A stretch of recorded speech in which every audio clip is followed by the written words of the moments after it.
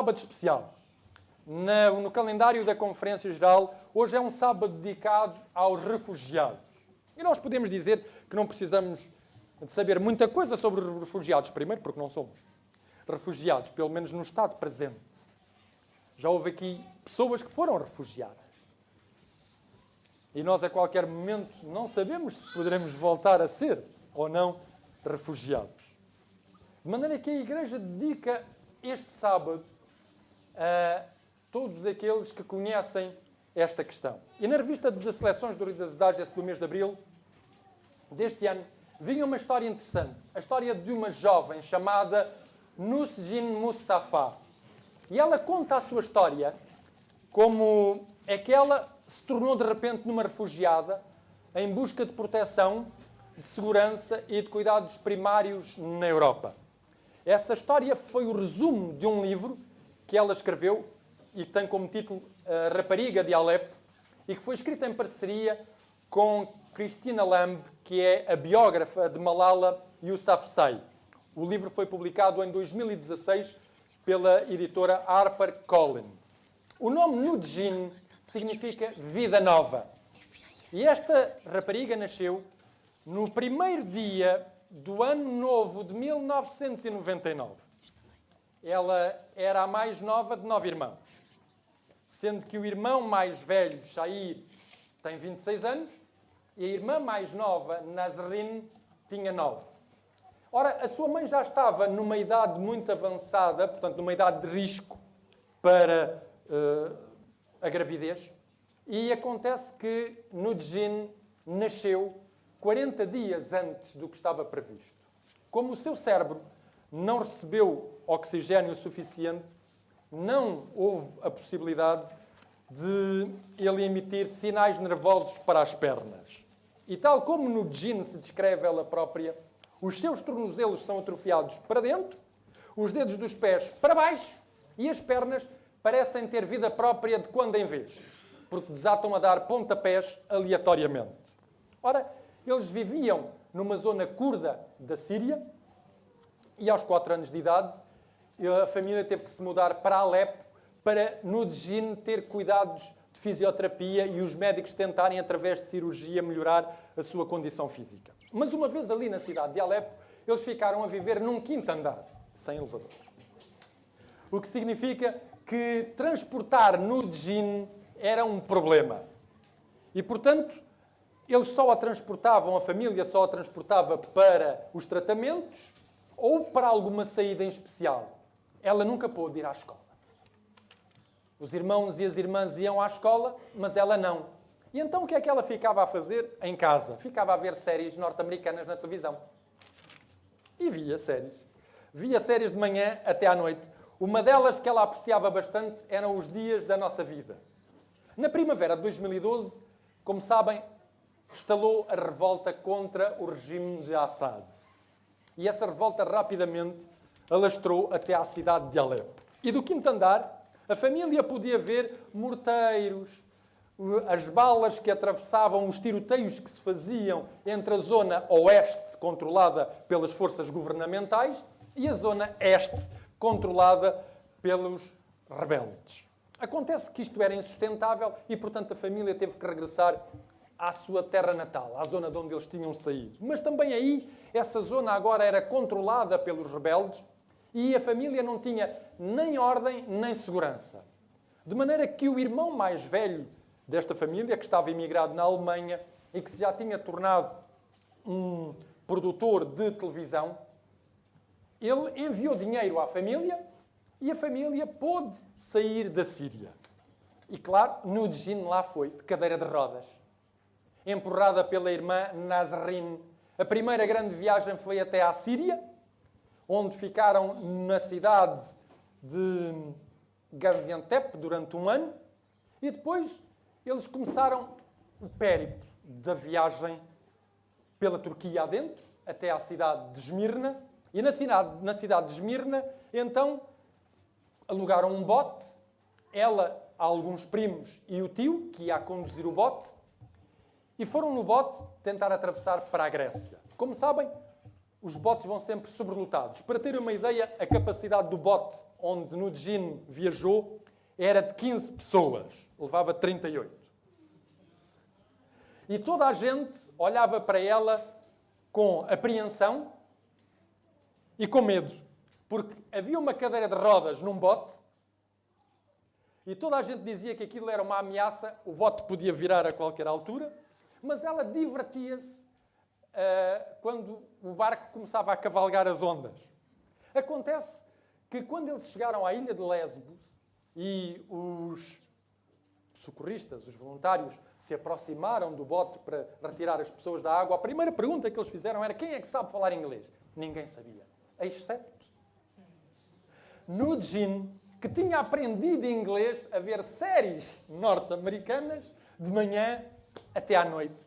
E ela foi a intérprete de cada um dos outros tripulantes do bote. E a partir daí, toda a gente a começou a respeitar. Acontece que a aventura de alcançar a Europa apenas tinha começado. Da Grécia, ela e a irmã percorreram 5.600 quilómetros em 40 dias, até chegarem à cidade de Wesseling, perto de Colónia, na Alemanha. Andaram de comboio, de táxi, de autocarro, a pé. Percorreram países como a Macedónia, a Sérvia, a Croácia, a Eslovénia e a Áustria, até chegarem à Alemanha.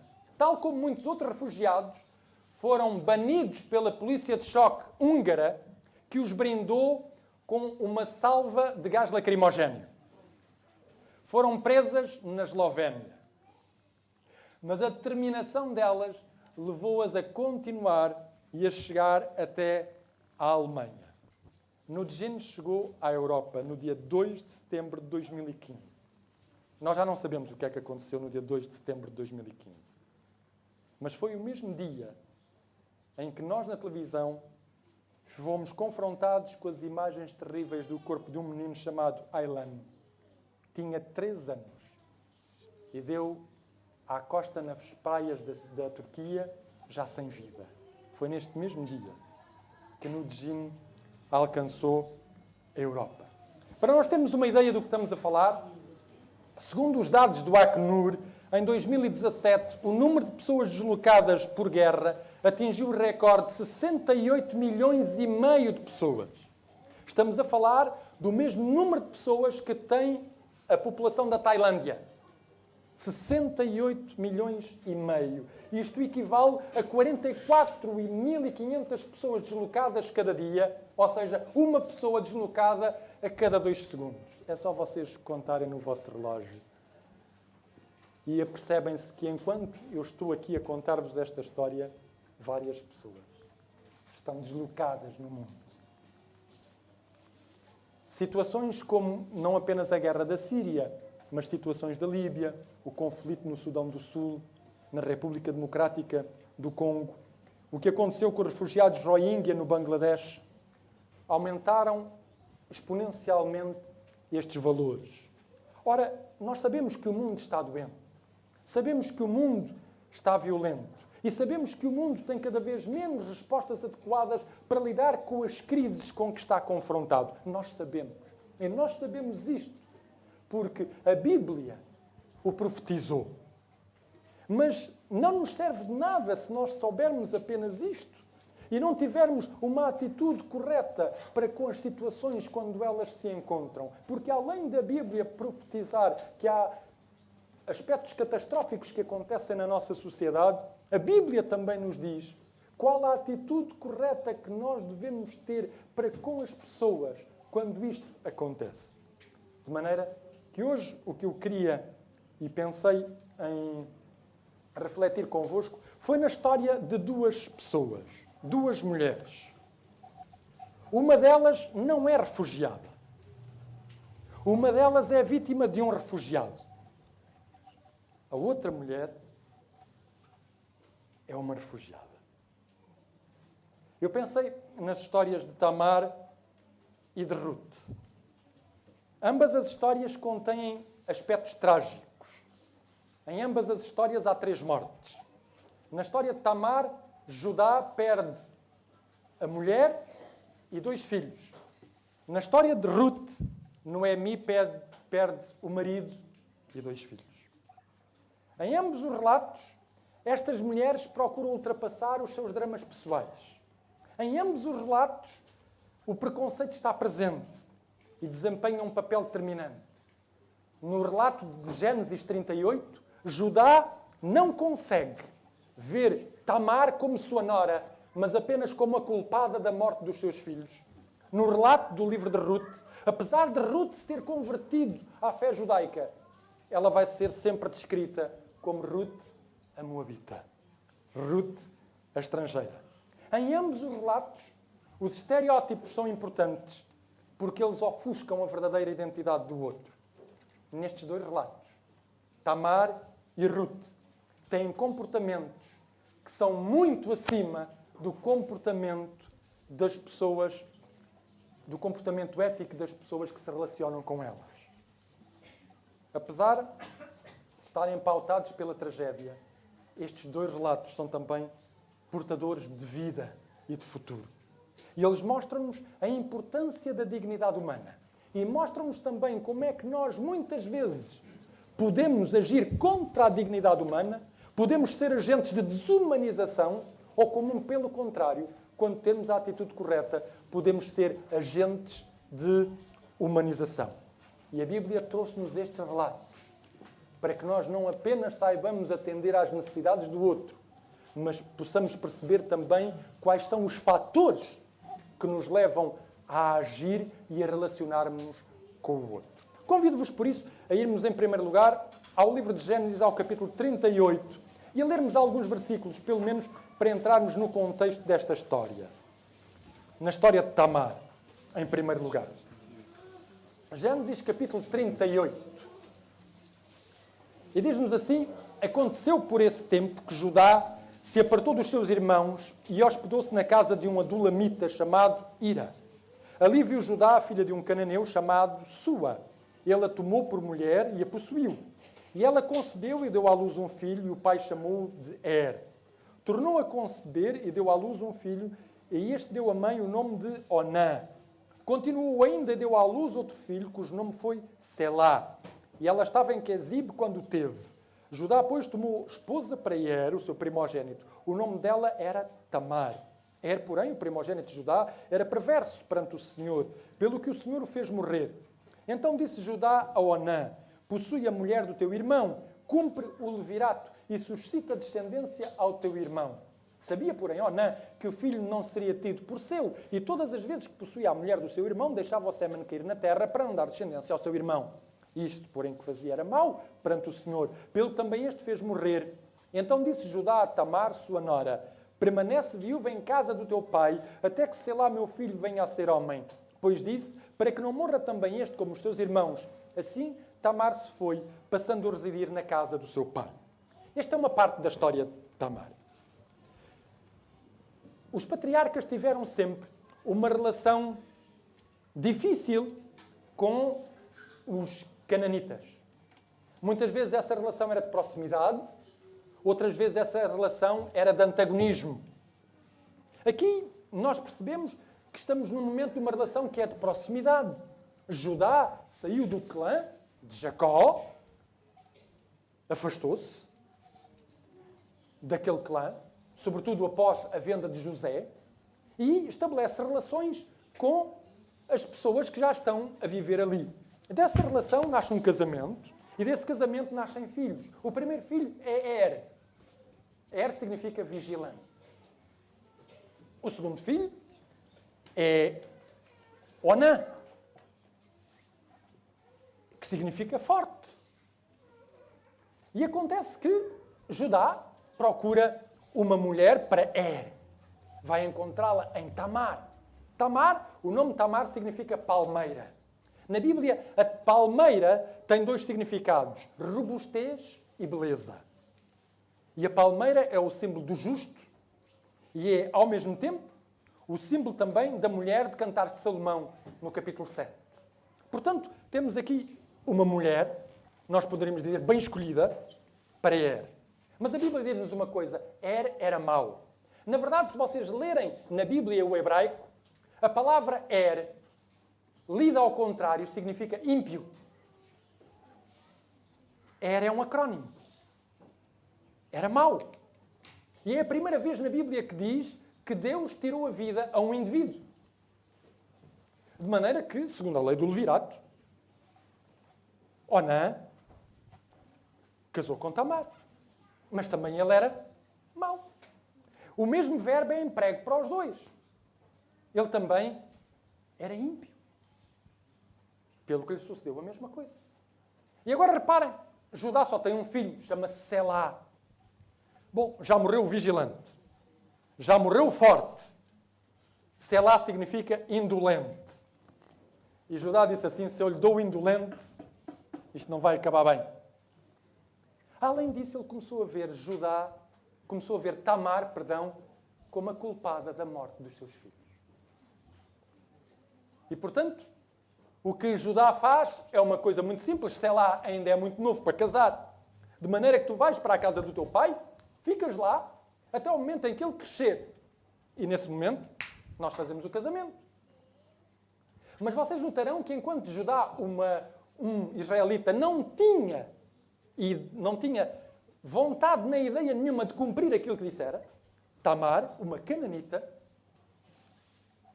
foi para a casa do seu pai, cumpriu as condições do que estabelecera com Judá e ficou à espera. Nós conhecemos o resto da história. Os anos foram passando, Selá tinha idade para casar, Tamar arranjou um estratagema, disfarçou-se de prostituta, conseguiu atrair Judá, teve relacionamento sexual com ele, desse relacionamento sexual com ele, ela vai ficar grávida, e agora nós já estamos no capítulo 38 de Gênesis, já estamos no versículo 24. E diz-nos assim, passados quase 3 meses, foi dito a Judá, Tamar, tua nora, adulterou, pois está grávida. Então disse Judá, tirai-a fora para que seja queimada. Em tirando-a, mandou ela dizer ao sogro, do homem de quem são estas coisas eu concebi. E disse mais, reconhece quem é este selo, e este cordão, e este cajado. Reconheceu-os Judá e disse, mais justa é ela do que eu, porquanto não a dei a Selá, meu filho. E nunca mais a possuiu. Ora, o que é interessante nesta história é que nós hoje estamos a lê-la. Na altura, tal como eu vos disse, Tamar era uma natural da terra e Judá era um imigrante. Mas no momento em que esta história era contada, as coisas tinham-se invertido. Não se esqueçam que a Bíblia era relatada oralmente.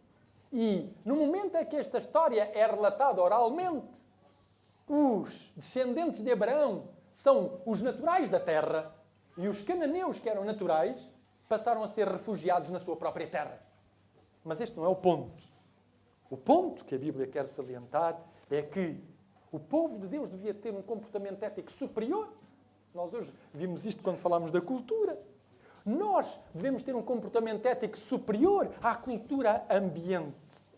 E o que a Bíblia quer salientar aqui é que Judá, que era sogro de Tamar, deveria conhecê-la. Até porque, reparem, o homem teve um relacionamento sexual com ela. Mas apenas a reconhece de 2 maneiras. Ou como prostituta ou como mulher de mau comportamento.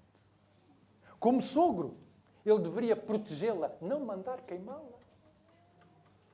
Como sogro, ele deveria ter atendido ao que era a lei e ao que era o costume da Bíblia e dar-lhe o seu filho. Mas ele era incapaz de fazer isso.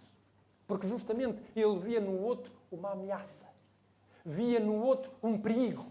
Via no outro um inimigo. E é por isso que quando ele é confrontado com a situação e que ele percebe, este na verdade é o meu cajado. Aquele é o meu penhor.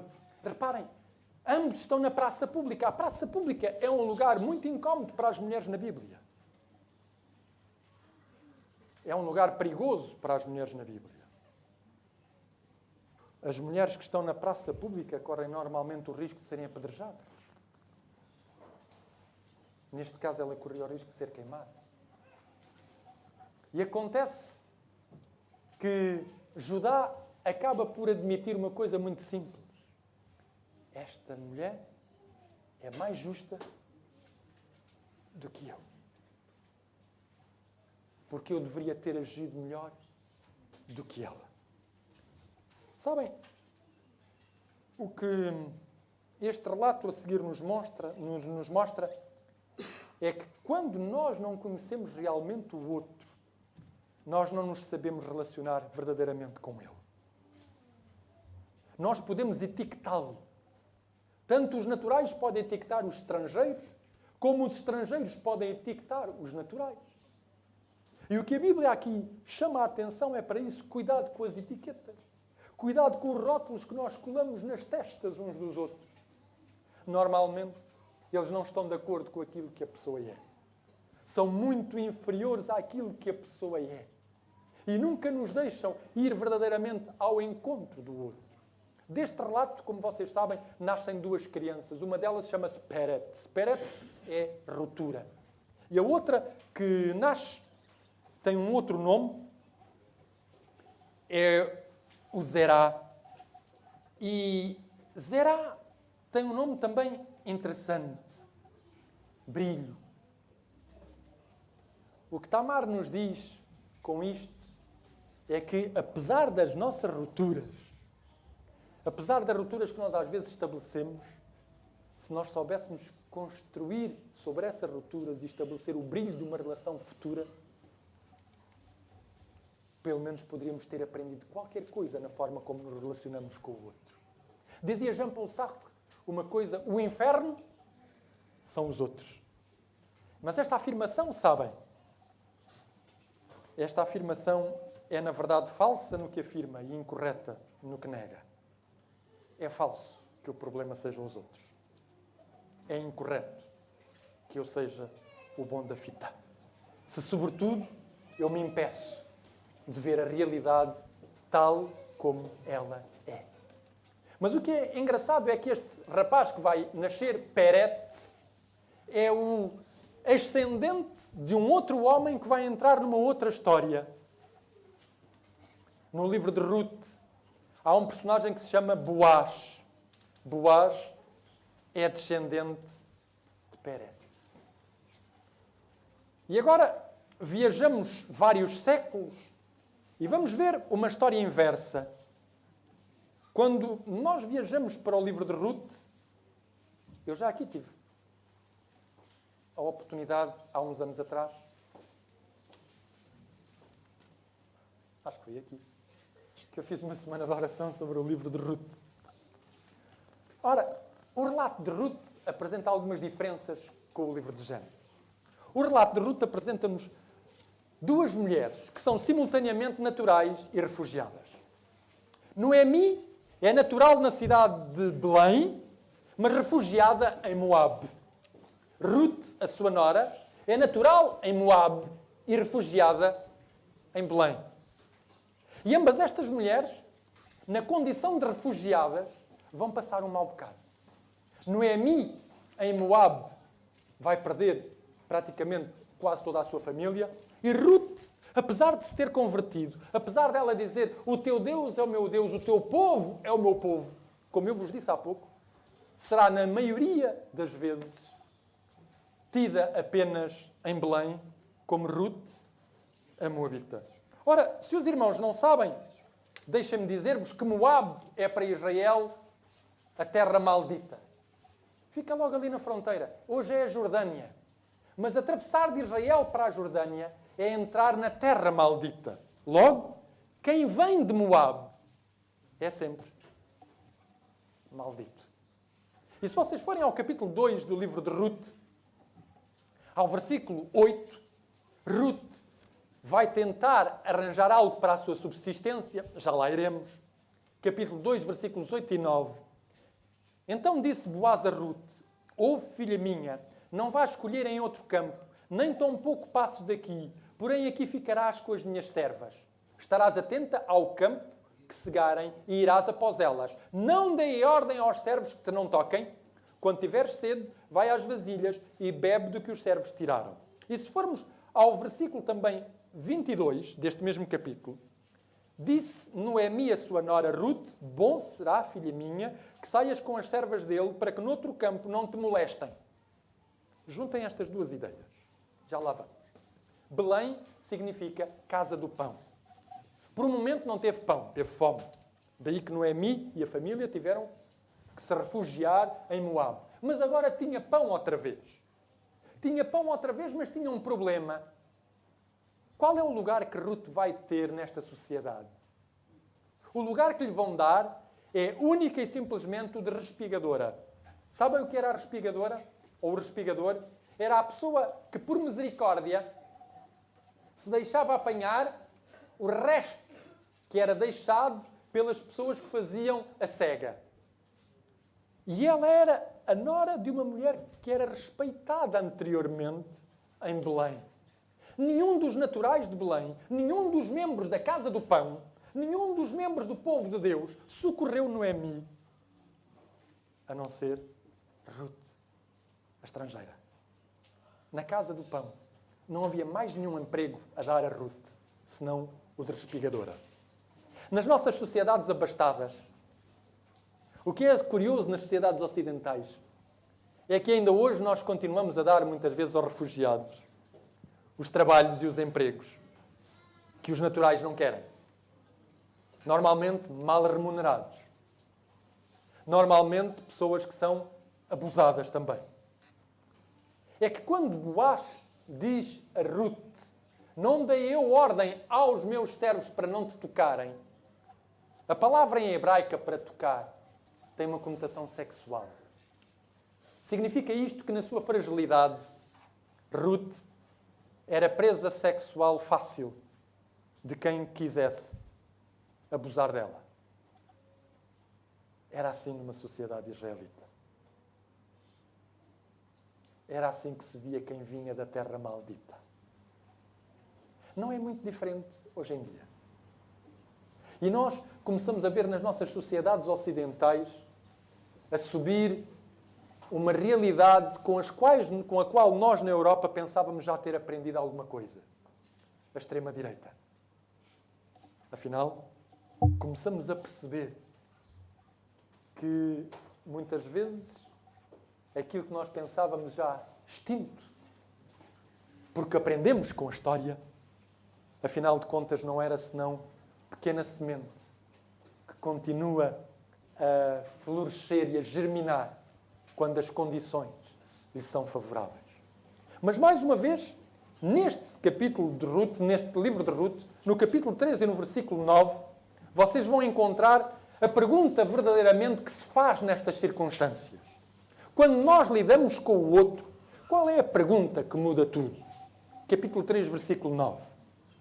Disse ele: quem és tu? Quem és tu? E Ruth diz: sou Ruth, a tua serva. Estende a tua capa sobre a tua serva, porque tu és o remidor. Há uma senhora que se chama Marjorie Sushoshi. Digo-vos que não foi fácil decorar o nome dela. Ela fala do conceito da transcendência empática. Ela diz que há 3 tipos de autotranscendência. Ou seja, que nós, os seres humanos, podemos transcender a nossa cultura, podemos transcender os nossos costumes por nós próprios em 3 maneiras. A transcendência pela memória, a transcendência pela empatia e a transcendência pela imaginação. Para o assunto que nos traz aqui hoje, só vamos precisar das 2 últimas tipos de transcendência. A transcendência pela empatia e a transcendência pela imaginação. O que é a transcendência pela empatia? A transcendência pela empatia é a capacidade que cada ser humano tem de reconhecer as suas limitações, reconhecer a sua finitude e ser capaz de partilhar com o outro tudo aquilo que ele tem. Apesar dessas limitações e apesar dessa finitude. Neste sentido, 2 seres encontram-se no campo da vida. Boaz e Ruth. Um é membro do povo de Deus. A outra é uma mulher maldita. E estes 2 seres conseguem, através da autotranscendência pela empatia, ir para lá dos rótulos que cada um poderia ter posto no outro.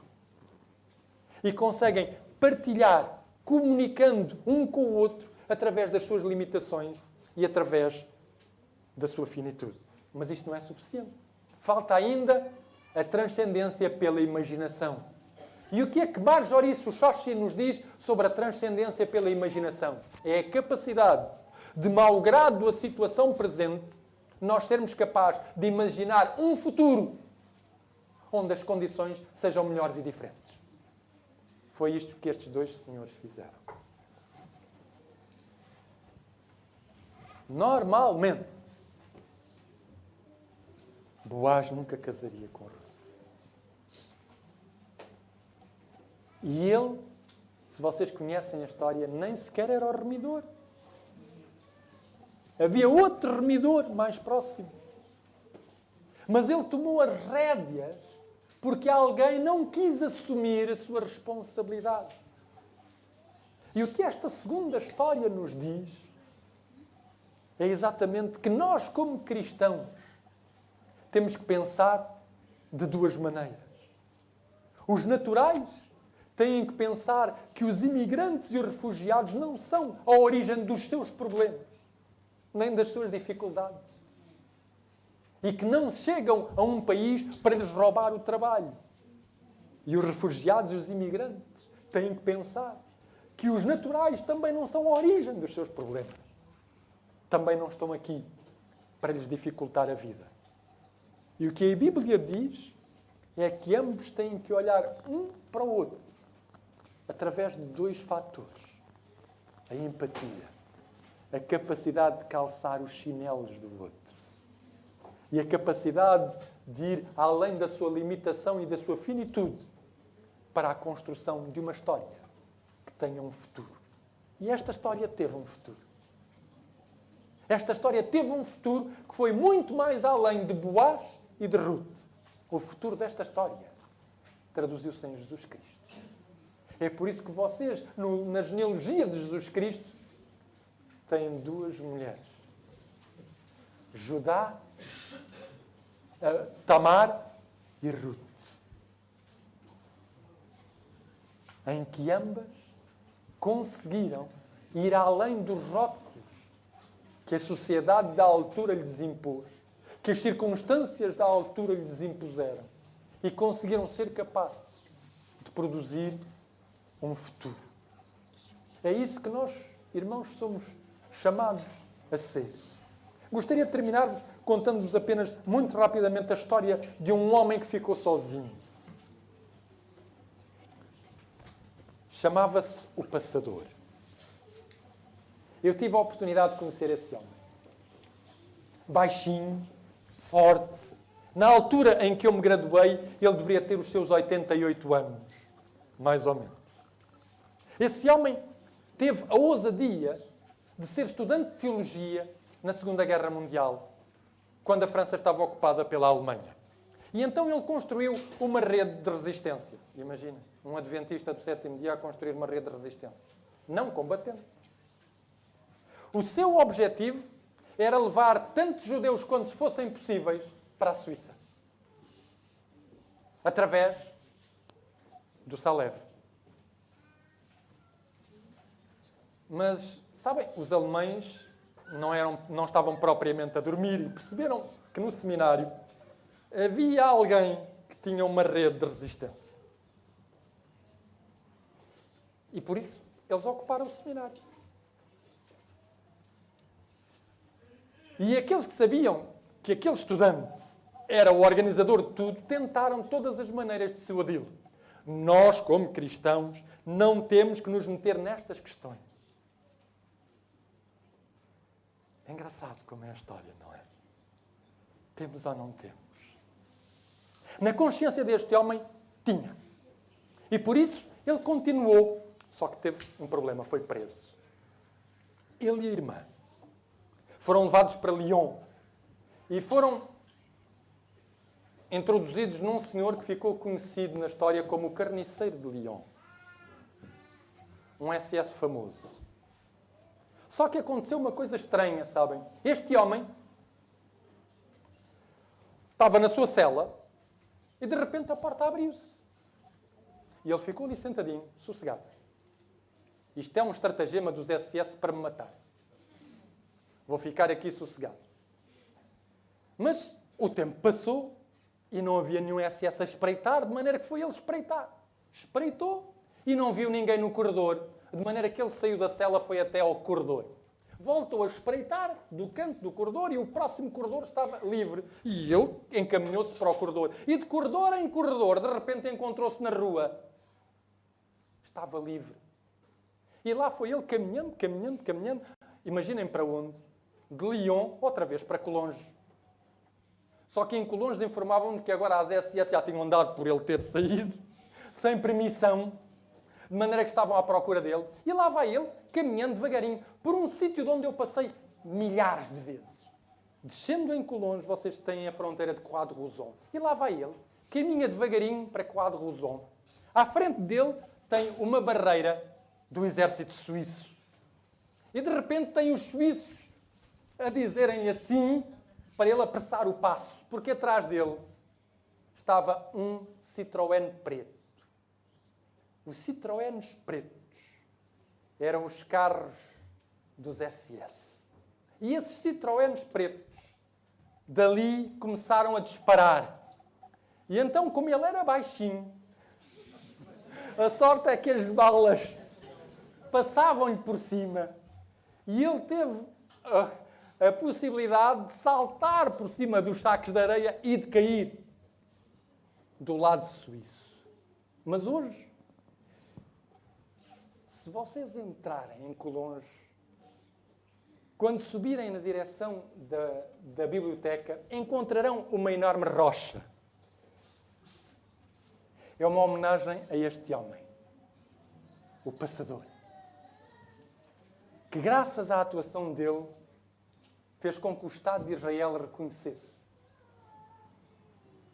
que houve vários adventistas do sétimo dia que arriscaram a vida para que pessoas que eram consideradas como nada tivessem uma existência digna. A maneira como vemos o outro determina a maneira como nos vemos a nós próprios. E determina também a maneira como Deus nos vê. E também como nós vemos a Deus. Somos todos humanos. Somos todos filhos. Somos todos estrangeiros. É por isso que na forma como nós vemos o outro, temos todos que continuar a mostrar uma ética e um comportamento que nos digam que somos todos filhos, é verdade, mas todos somos filhos de Deus.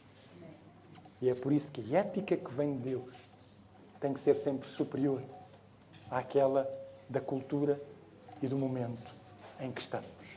Que Deus nos abençoe.